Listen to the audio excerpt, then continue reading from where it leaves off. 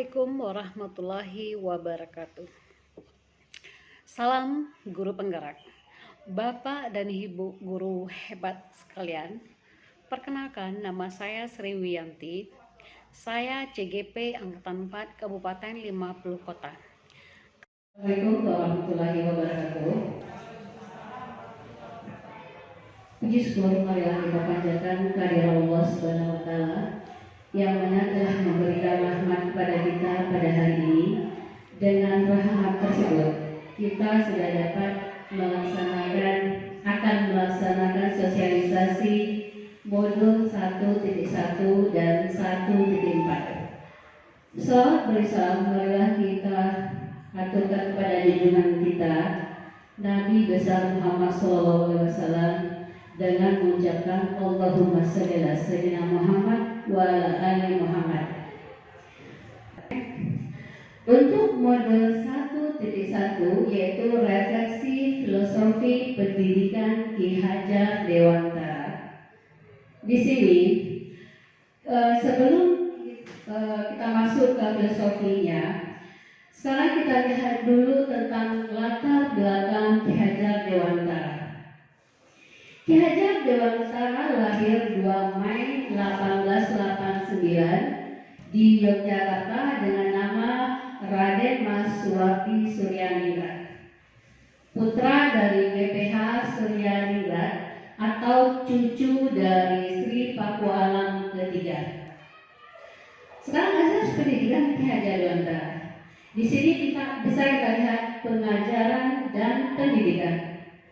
Pengajaran kalau di sini adalah merupakan proses pendidikan dalam memberi ilmu atau faedah untuk kecakapan hidup anak secara lahir dan batin.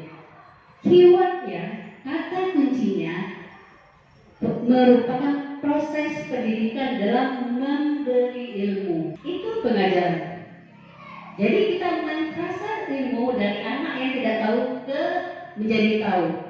Tapi kalau pendidikan yaitu memberi tuntunan terhadap segala kekuatan kodrat yang dimiliki anak agar ia mampu mencapai keselamatan dan kebahagiaan yang setinggi-tingginya baik sebagai seorang manusia maupun anggota masyarakat.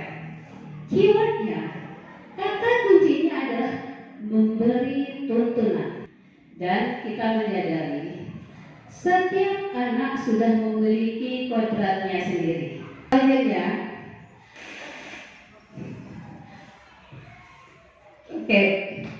kodrat alam dan kodrat zat. Dalam pemberian tuntunan tadi, kita harus memperhatikan kodrat alam dan kodrat zaman. Yang disebut dengan kodrat alam yaitu dengan sifat dan bentuk lingkungan di mana anak itu berada.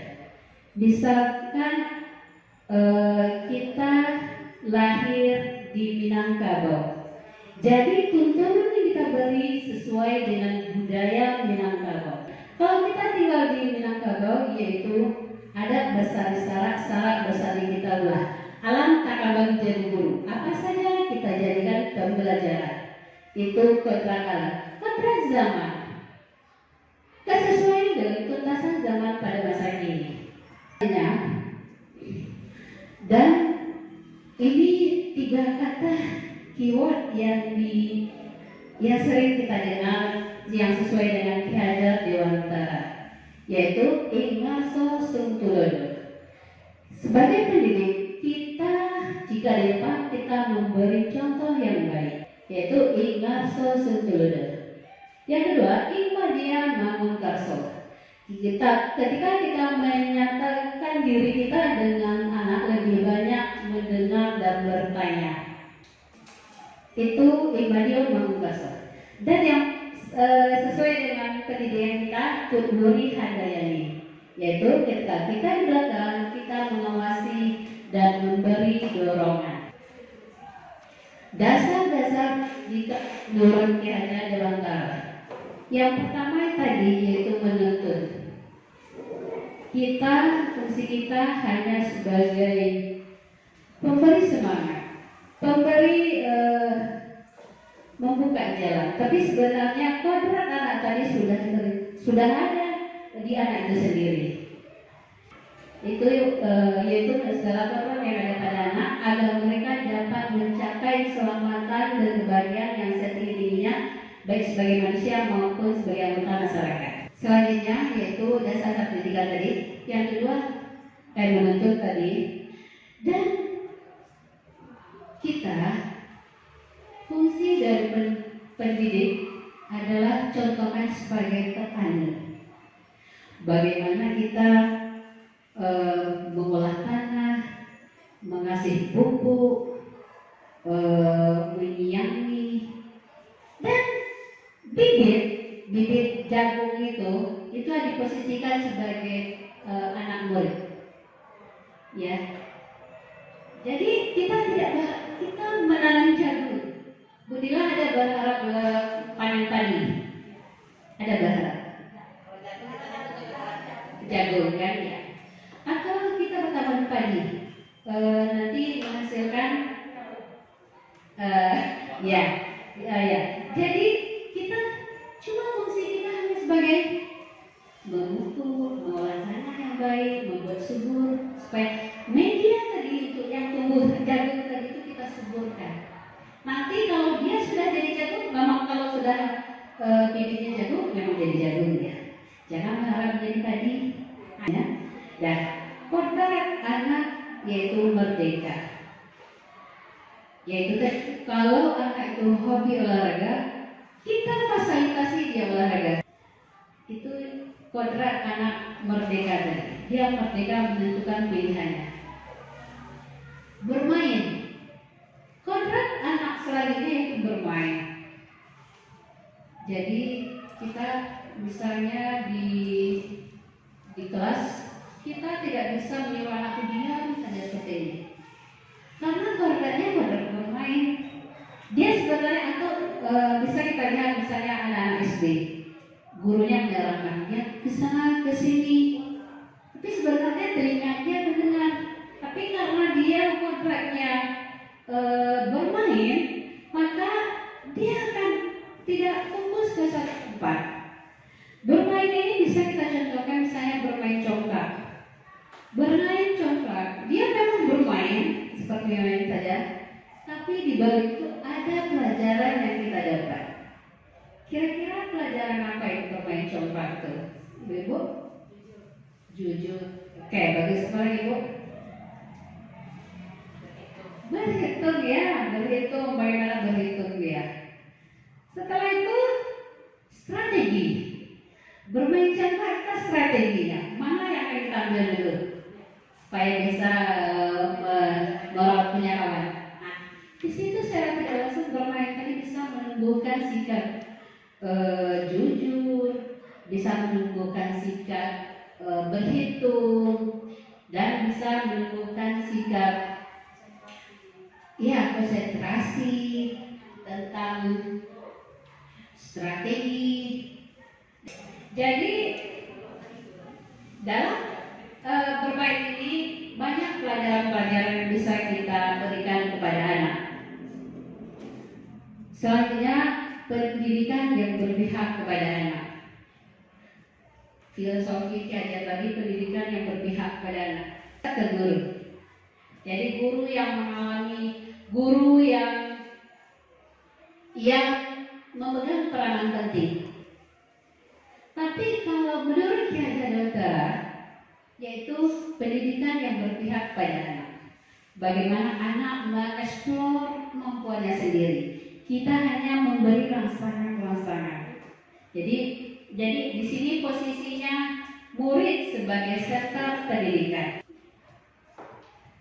Itu tadi tentang modul 1.1 tentang filosofi Ki Hajar Dewantara. Masuk ke modul 1.4 yaitu budaya positif. Untuk membangun budaya positif pada suatu sekolah itu harus lingkungan yang positif, harus aman dan nyaman.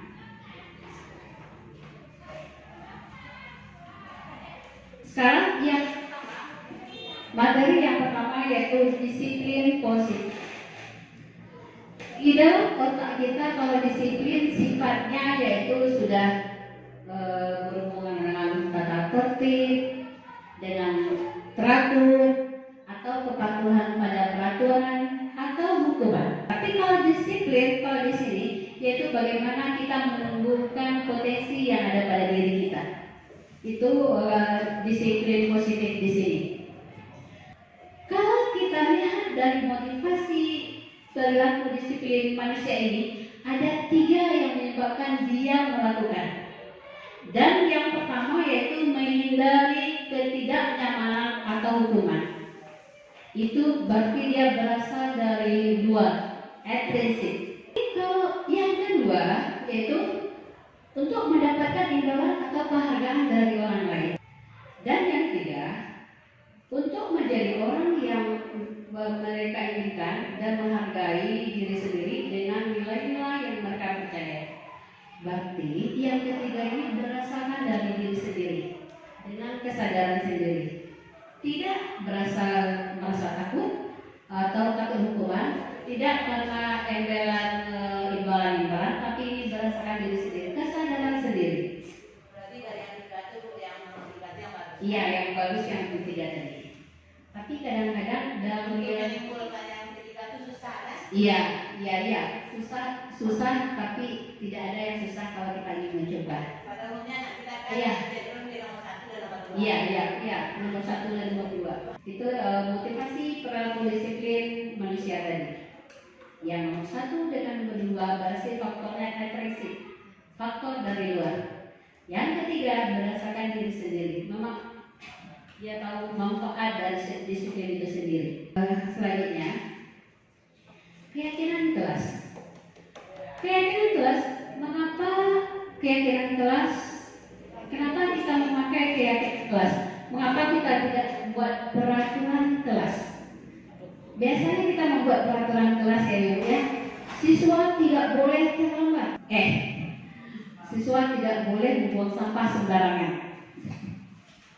Tidak boleh membuang sampah sembarangan. Jadi kata tidak boleh atau mengatakan hukuman sanksi yang tidak boleh dipakai. Itu peraturan kelas itu tidak boleh. Jadi kita ganti dengan keyakinan kelas, yaitu nilai-nilai kebajikan atau prinsip-prinsip universal yang disepakati bersama secara universal. Kalau keyakinan kelas yaitu nilai-nilai positif, ya keselamatan, tanggung jawab, gitu ya. Contohnya misalnya seperti ini, peraturan kelas dan keyakinan kelas. Peraturan misalnya selalu kembalikan buku pada tempatnya, berarti aturan. Bisa kita ganti dengan keyakinan kelas, murid yang bertanggung jawab, kembalikan buku pada tempatnya. Setelah dibaca, kembalikan buku pada tempatnya. Jadi keyakinan kelas itu adalah hal-hal yang positif yang kita timbulkan.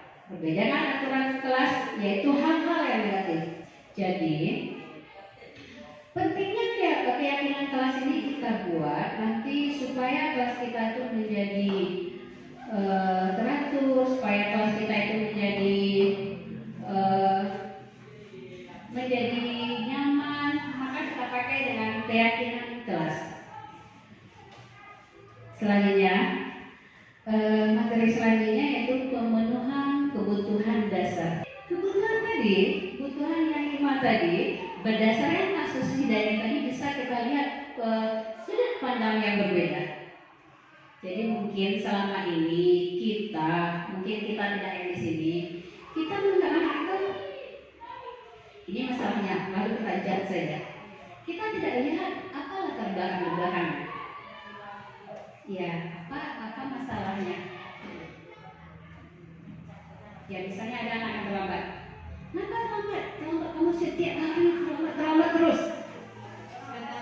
Berarti kita tidak boleh menghakimi anak di dekat orang sana. Iya.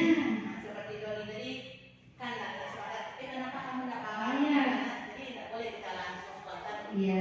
dekat temannya. Tidak mungkin itu membuat dia merasa rendah diri, merasa dia tidak percaya diri nanti akibatnya. Tapi jadi kalau kita punya masalah seperti ini, kita harus menarik anak itu. Mungkin kalau di depan teman-temannya mungkin dia tidak terbuka. Tapi kalau berempat mata, mungkin dia bisa menyatakan tercurah semuanya. Iya, mungkin ya. Ini banyak kita temukan waktu piket. Kenapa terlambat? Kemarin ada terlambat, sekarang terlambat juga. Terlambat ya lagi. Main HP aja terus, terlambat bangun. Tapi intinya mungkin ada hal yang urgent, hal yang penting di balik itu mengapa dia terlambat. Bisa jadi dia mengantarkan adiknya dulu. Bisa jadi motornya bocor. Atau bisa jadi dia membantu orang tuanya pagi. Di situ menurut pembelajaran ini kita lihat kebutuhan anak apa yang bisa kita lihat di sini. Kita melihat mengintrospeksi diri kita. Sama-sama belajar kita lebih lanjut. Yaitu kedua, membuat orang merasa bersalah. Seperti ini. Nah, jangan terlambat juga lagi anak ya. Enggak kasihan sama mama di rumah. Enggak kasihan papa dari kepala ke kaki ke kepala mencari putih.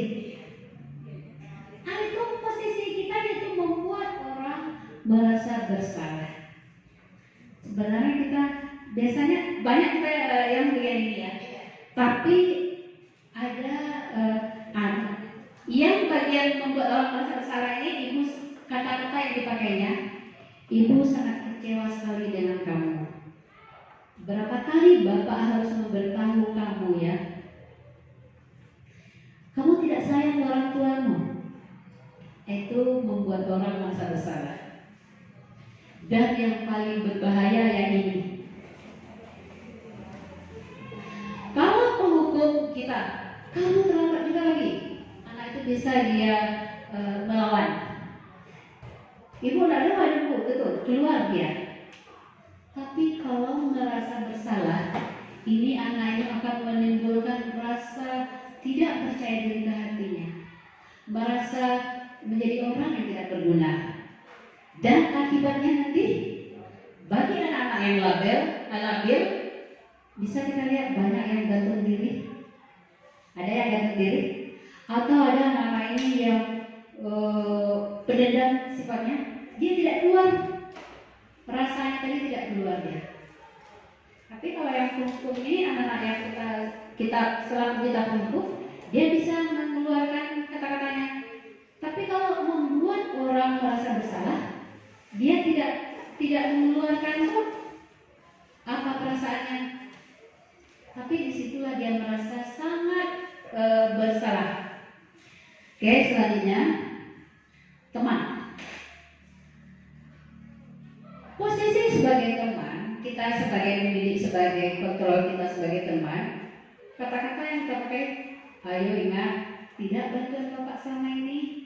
Ya sudah, kali ini tidak apa-apa, nanti ibu bantu bereskan. Berarti kita posisi kita sebagai teman saja di sama murid.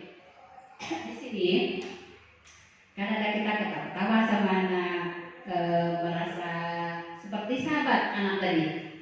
Tapi di posisi ini nanti anak itu dia merasa kadang kurang menghargai diri. Atau nanti dia merasa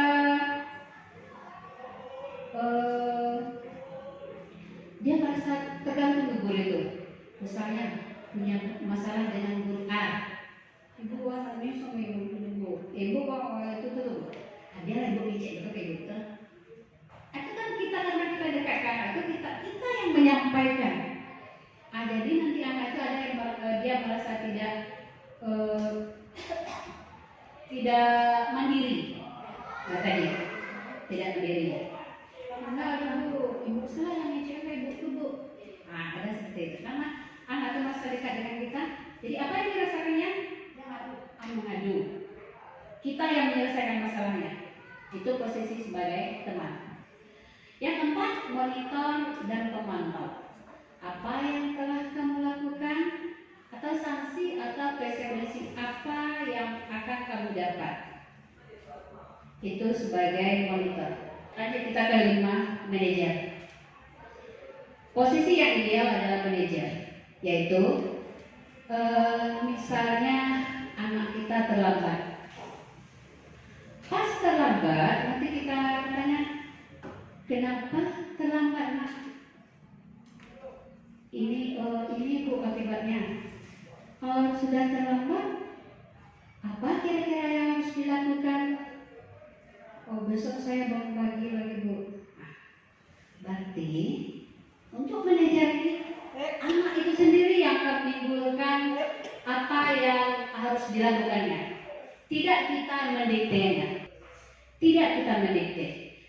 Kata yang dipakai di sini adalah apa yang kita yakini. Kembali kita ke keyakinan kelas. Keyakinan kelas misalnya disiplin waktu misalnya. Karena keyakinan kelas apa yang sesuai dengan perbuatan anak ini terlambat bu misalnya. Itu kata yang dipakai. Apakah kamu meyakininya? Jika kamu meyakininya, apakah kamu bersedia memperbaikinya? Berarti intinya kita tidak menemukan solusinya, tapi kita minta sama dia. Kalau sudah terlambat, harus bagaimana? Iya, kalau besok harus bagaimana supaya tidak terlambat lagi? Dia yang menimbulkan solusinya sendiri. Dan posisi yang ideal yaitu manajer di sini. Satu lagi, segitiga restitusi. Segitiga restitusi ini yaitu adalah proses menciptakan kondisi bagi murid untuk memperbaiki kesalahan mereka, sehingga mereka bisa kembali pada kelompok mereka dengan karakter yang lebih kuat. Oke. Jadi di sini segitiga ini, yang di sini yaitu yang di sini yang di bawah menstabilkan identitas. Yaitu di dalam menstabilkan identitas kita bisa menggunakan kata-kata setiap orang pasti pernah melakukan kesalahan. Kita pakai kamu bukan satu-satunya yang pernah melakukan ini. Berarti kalau ada masalah kita selesaikan. Jangan anak itu kita judge, jangan anak itu kita salahkan, tapi kita tenangkan perasaan itu dulu. Setelah kita dalam penenangan perasaan tadi yaitu menstabilkan identitas. Kata yang kita pakai, berbuat salah itu tidak apa-apa, atau tidak ada manusia yang sempurna, atau saya juga pernah melakukan kesalahan seperti itu. Yang kedua, validasi tindakan yang salah.